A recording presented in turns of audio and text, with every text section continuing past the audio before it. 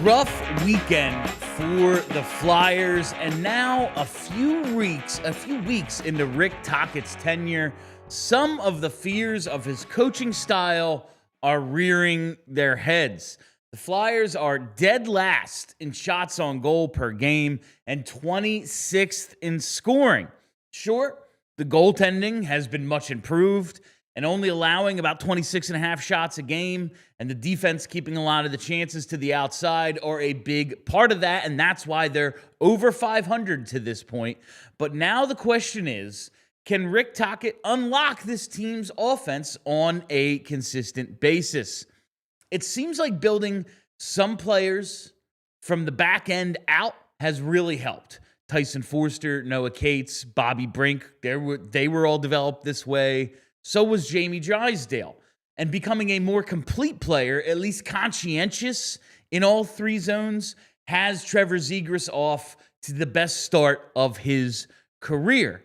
But we're also seeing Matvei Mishkov and Travis Konechny take steps back offensively through the first month of the season. There are 70 games left. So here's the thing. It's extremely freaking early. The complete lack of offense is absolutely concerning, but where this team is now is not where it's going to be in December or February or hopefully April and beyond. I'm confident Mishkov will come around. TK will find his rhythm. This team's offense is going to be better than it is at this moment. But will it be good? That's my actual concern, because better than what it has been is still a very low bar, and now Tocchet has his first test. Can he maximize the scoring talent that is in Philadelphia?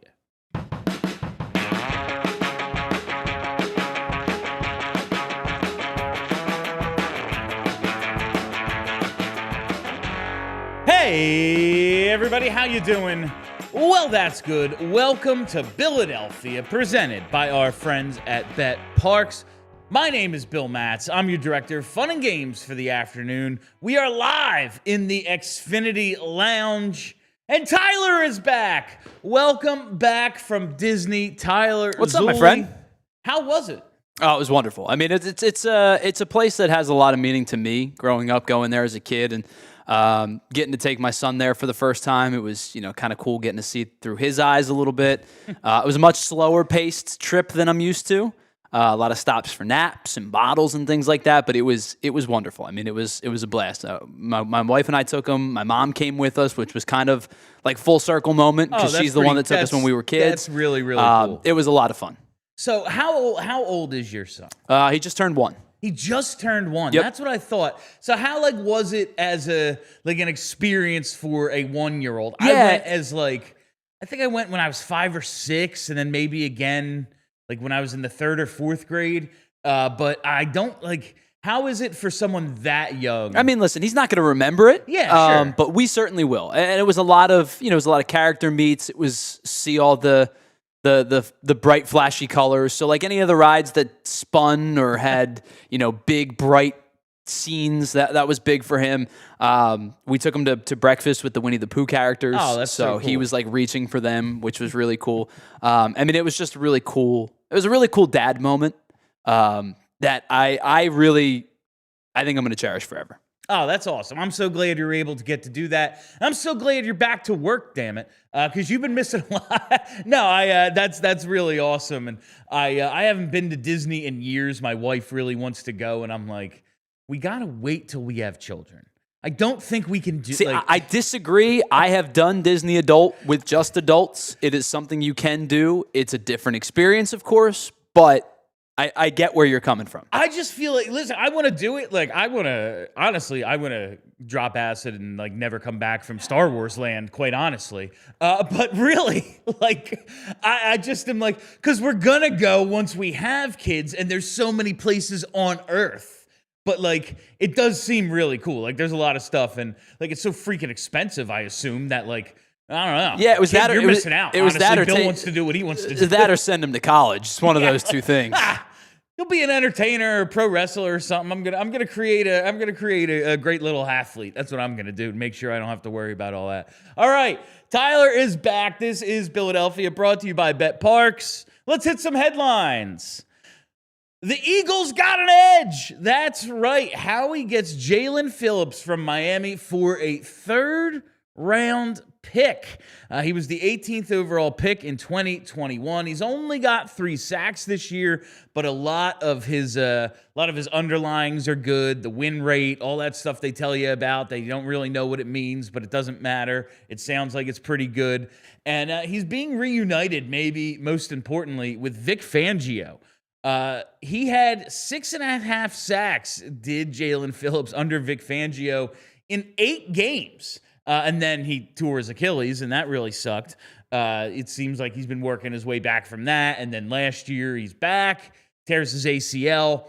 He hasn't played a ton of football lately. That seems kind of like a running theme of some of Howie's trades. Like, all right, maybe some of these distressed assets we can stockpile in a maybe 2017 version of this defense. Kind of bolster it with guys who might not be here a while. But you weren't here, Tyler, but Andrew and I discussed, all right, I wonder how aggressive Howie is actually going to be, because they've just made so many trades, like going back to like Pickett and Dotson last year and everything they've done this year, Tack Bigsby, all these dudes they've traded for. And then you look at all the assets they still have left, and it's, so you gave up a third, which is a premium pick. You gave up a third rounder for Jaelan Phillips.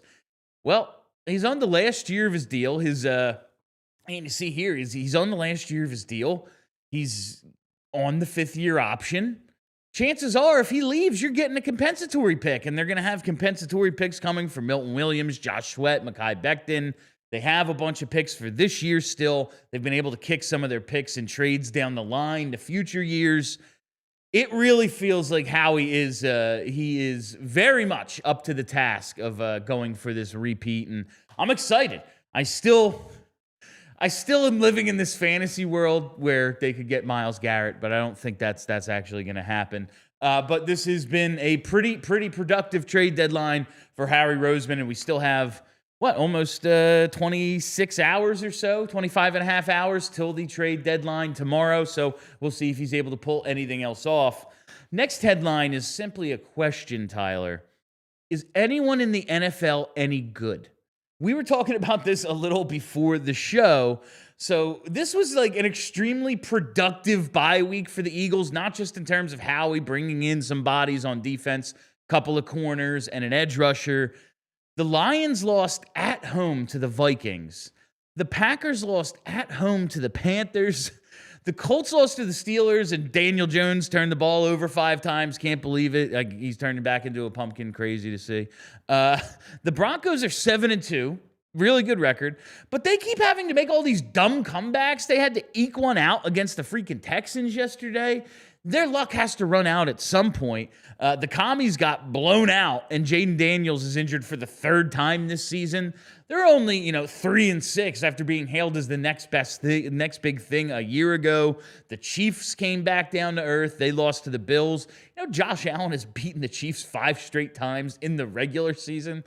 That's got to be rough. That's got to be rough. Just being like, I know we're better, but for some reason we just can't do it. But who the hell are the good teams? Like, it just feels like, I know the Eagles haven't looked great for a lot of this season, but now coming out of the bye, they've bolstered the defense. You're seeing these other NFC teams falter.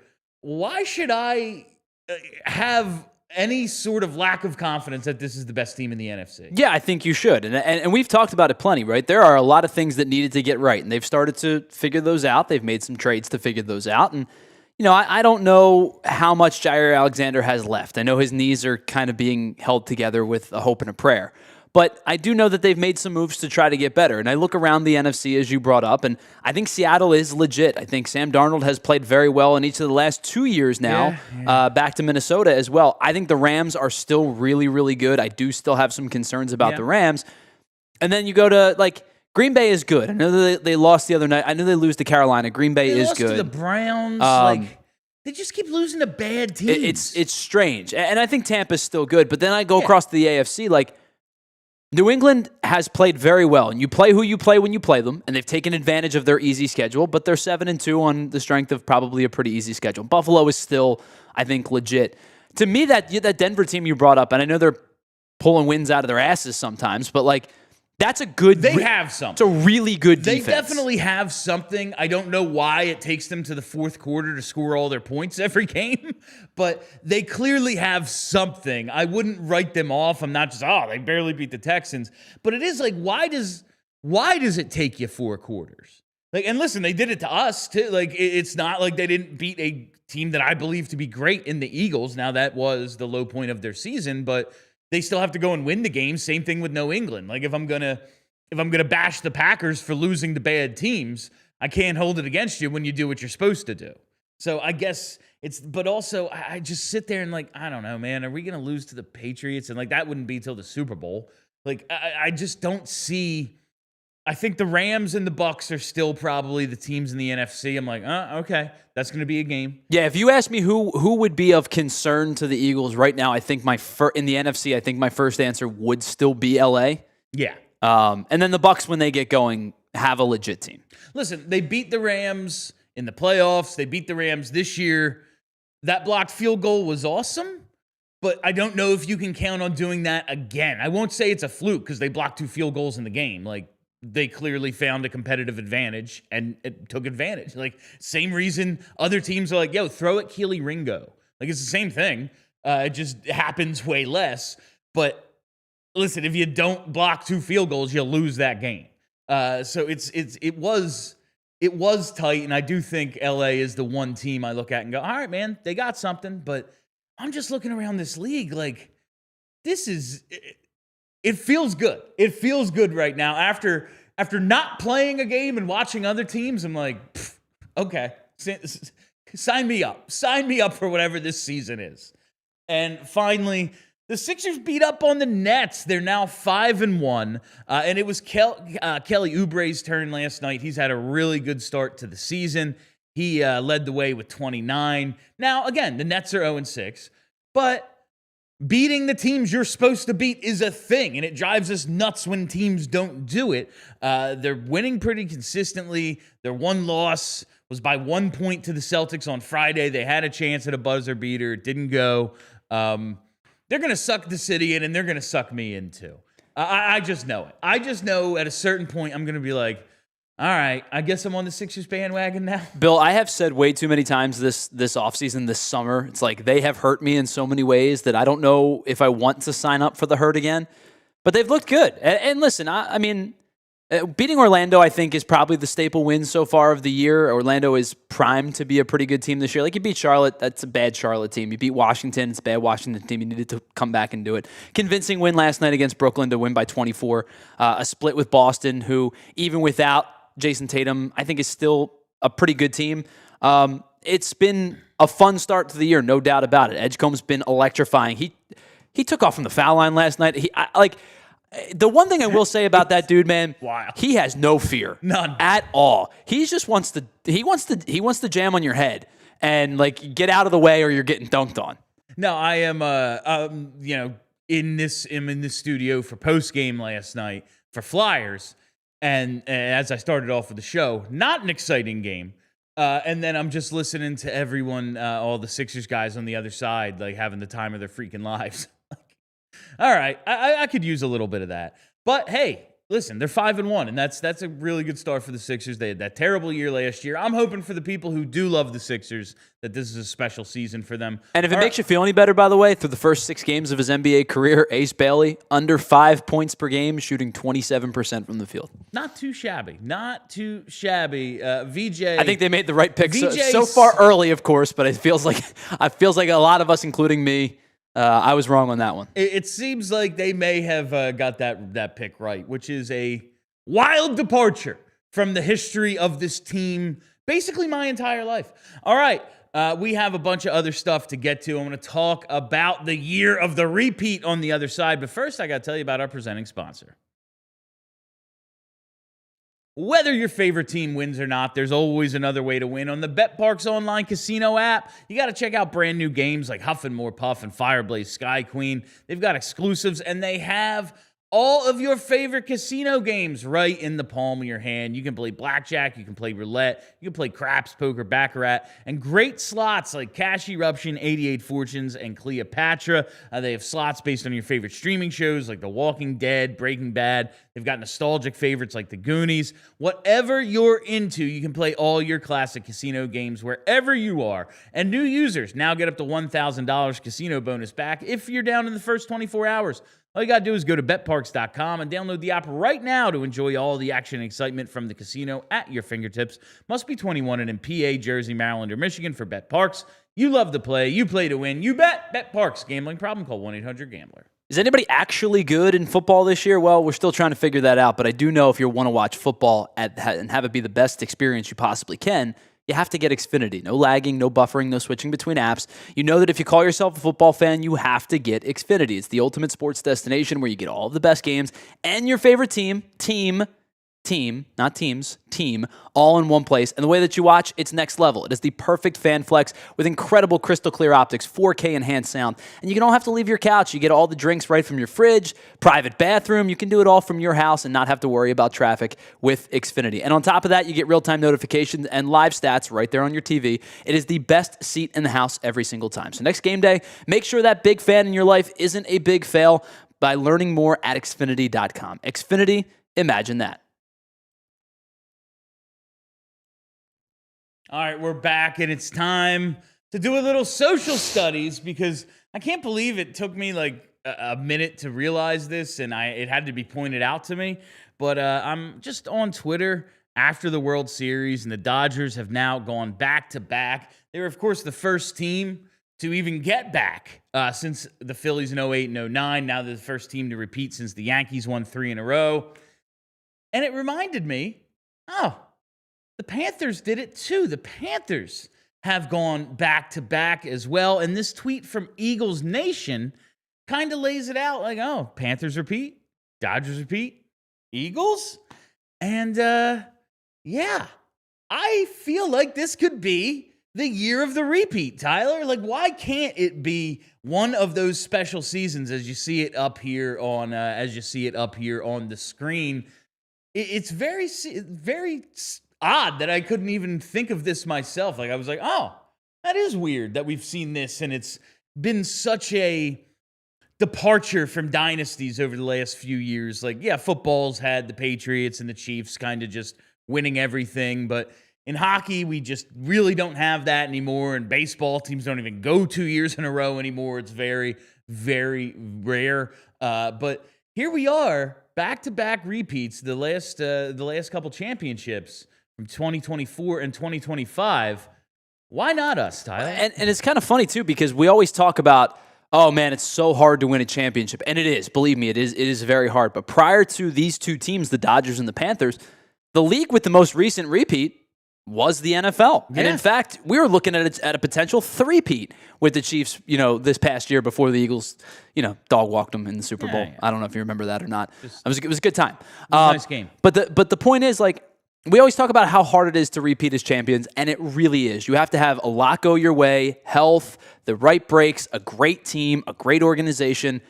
And I think for the most part, the Eagles have put themselves in a good spot to do that. Now, I'm not going to get ahead of myself and say that they're going to win another championship. But we just talked about it in the opening segment. with how the NFC is stacked up right now, I do think they're one of the 2 or 3 best teams in the NFC. And if you can find a way to potentially win your division, potentially get a bye, or at least host all of your home games, you put yourself in a good spot. You still have to go out and win those games, but they've put themselves in a good spot considering we've talked about it plenty. I don't think they've played their best football yet, and they're 6-2. Yeah. That's really, like I said about the Flyers, like, and listen, they're in 2 vastly different situations, but like what you are now is not what you're going to be. And we saw that with the Eagles last year, and I think we're going to see it again this year. But just thinking about how special it is to repeat, like the Dodgers are a super team. They're spending more than like anyone ever has ×2, basically.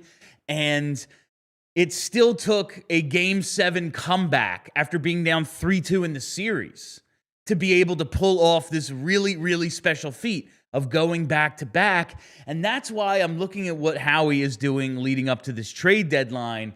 And I said, I'm not sure how aggressive he's going to be. They've spent a ton of assets. Now they still have a bunch left because he's really good at his job. He's an excellent general manager. It's probably the number one reason they're in the position they're in.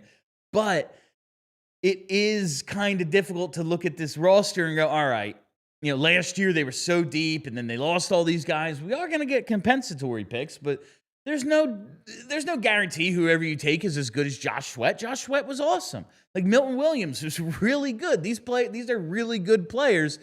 I just thought it was going to take a draft or 2 to replenish what they lost. And then looking to the future, man, I don't know how this A.J. Brown situation is going to play out. I hope he's here for 10 more years because he's really good. I like him a lot. I don't know how much more Lane Johnson has in the tank. It feels like he could play forever, but eventually you don't play football anymore. He's a right tackle. He got drafted in 2013? Like, how much longer could he possibly go? You're going to have to fill these gaps at some point. I thought it was going to take a draft or 2, but this is the spot the Eagles are in. You are chasing greatness. You are chasing something so special to be able to go back-to-back. You go, yeah, we probably could use extra third-rounders to be able to take shots on guys who could end up being the next Josh Sweat. Or that banner's going to fly forever, and you are going to keep your job a hell of a lot longer. I don't think Howie's in any danger really at all. But you're going to keep your job a hell of a lot longer being able to point to championships than you are look at the value we got on this 3rd round pick. Yeah, man, it'd be cool to have a 12-sack guy you got in the 3rd round. It's also really cool to have parades. And that's what we are chasing down now. And I'm excited about where this could go. I will say, though, I said earlier, I'm still living in the Myles Garrett fantasy world. Would you pony up 3 firsts? Not now. I think you maybe have the conversation prior, and I'm not saying that getting Phillips precludes you from getting another player, but I think at this point, because you bring up the that's not what we want. You bring up the conversation about that was awesome. It's live TV. You bring up the conversation about the picks versus the chasing championships, and right, it was Les Snead, I think, with the Rams was bleep those picks. Basically, went on to win the Super Bowl. Rams have done a nice job of recouping because they've made some really strong picks. They get Puka Nacua in the 5th round. He's one of the best receivers in football. Matt Stafford's still playing a lot longer than we expected him to.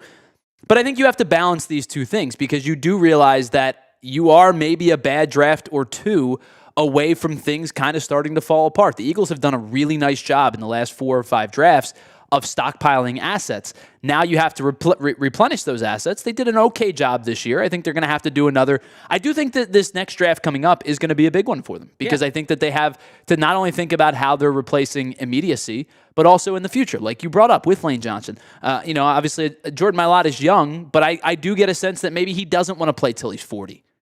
Type of guy. You do have to have those kind of conversations. So I think there's a balance between it. They've done such a nice job of stockpiling assets that they can go get immediate help for the team and still have enough for this upcoming draft.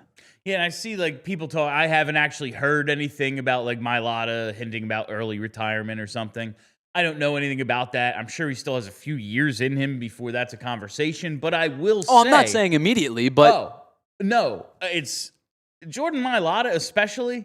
That man is so talented in so many regards, And he didn't grow up loving football. Like, this isn't all he's ever wanted to do. He just happens to like have been developed and be this natural freak that can like take to a sport and become awesome at it inside of a few years. He has so many talents. It would not shock me if he's a dude who like at 30 is like, I'm good. Like, I could absolutely see that happening. And there's an unaccounted for thing. Like, yeah, man, Lane getting old, BG retiring, like these things happen. Your all-pro left tackle all of a sudden just being like, I'm good. Like, I'm not saying that's going to happen. I have no idea, but I could definitely see it. All right, but it's got to be all about the titles now. It took us so long to get that first one. Now it is about stockpiling. Now it's about becoming that gold standard that you said you were 25 years ago. That you said, we're one of those gold standard organizations. Now it's time to be that. They are well on their way. And I think they're ready for another one here. All right, on the other side, we have a People Are Strange to end today's show. But first, I got to tell you about Bucci Jewelers. We all know the feeling. You walk into a jewelry store to try to pick something out for your partner, and suddenly you're in way over your head. You're thinking, what's the difference between all these diamonds? What if they don't like it? Cut, color, I don't know what any of this means. I'm about to spend a bunch of money. I am stressed out. And that's why working with Joe and Michelle at Bucci's Jewelry and Design has been such a game changer.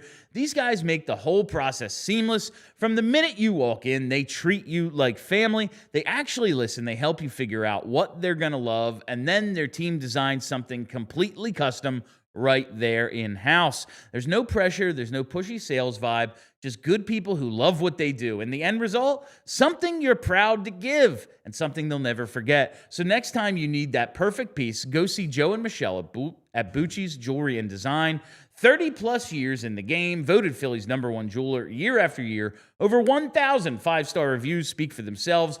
Check them out today at BucciJewelers.com and tell them the guys at PHLY sent you. All right, listen, you know that the weather's starting to turn a little bit. We don't get as much sunlight anymore. And if you have these home repairs and fixes that you need to do, don't wait. Don't wait until your heating is out and it's 45 degrees in your house. Get on over to our friends at Ace Hardware and Ace Hardware Home Services because they are the trusted local pros that not only will give you the right service, but they're going to come right to your front door to help make sure your home is ready for those colder months. And whether it's a heating tune-up or something significant like a generator fix or emergency repairs, their experts handle it all. There's no guesswork. There's no stress. It's just good work, good service, and you know that they're going to do it right the first time. It's a local pro team that get the job done right with satisfaction guaranteed. So find the help that you need on your next home project. Head on over to acehardwarehomeservices.com to get started as soon as today. All right, welcome back. It's time to get a little People Are Strange in. And this story takes us to Russia, where a factory worker receives all of his colleagues' salaries by mistake, and now he is refusing to return any of the money. This man is he's in Katny Mansky, Russia, and he works in a factory, and he was paid over 7 million rubles, or about 87 grand.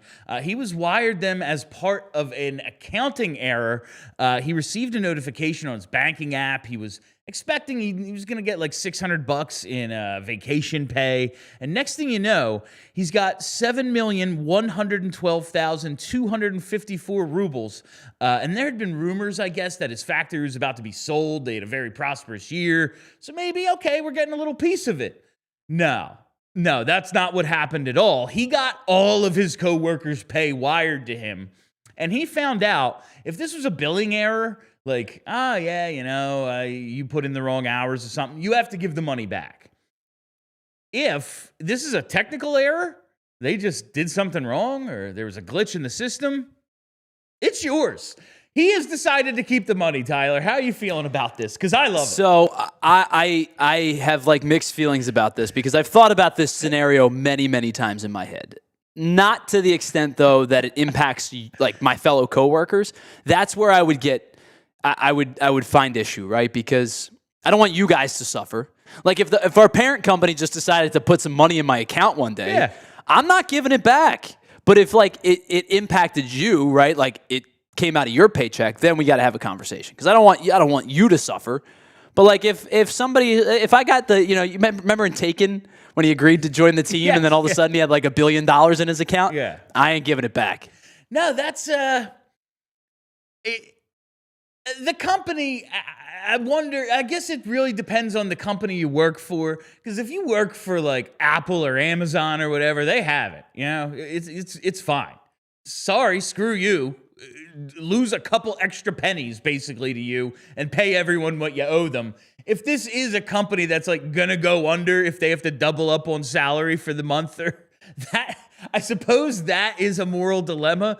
But at the end of the day, like, they gave you the money and it's listed as salary in the transfer. He's like, this is mine. He was getting these letters and stuff like, you need to pay this money back. So he went out and bought a new car. He's like, just skip town. He just was like, I don't know what to tell you, man. I'm spending this money, which I really, really appreciate. But I guess it does depend on the company. Because, yeah, like, if PHLY was going to go under, I'd have to give the money back. Sure. Because, like, I want to continue working here. And I don't want, like, Tyler not to be able to feed his kid. But, listen, if we worked for a major corporation, Tyler's going to get paid regardless because they have to pay him. It's illegal not to. Get ready to learn ramen noodles, dude. Yeah, like, it's illegal not to pay him. They're going to have to. They're going to have to come up with that money some other way. So I guess it's really dependent on, like, the size of the company. All right. That is all the time we have for you on Billadelphia today. Thank you all for listening. Thank you for hanging out. If you haven't already, got to hit that subscribe button. Follow us right here on the PHLY Sports YouTube page. And follow me on Twitter at Billadelphia_PHLY. Check out the podcast as well. Just search Billadelphia. All right, I am Bill Matz. Welcome back, Tyler Zulli. Till tomorrow, be excellent to each other. We all silly like the mayor.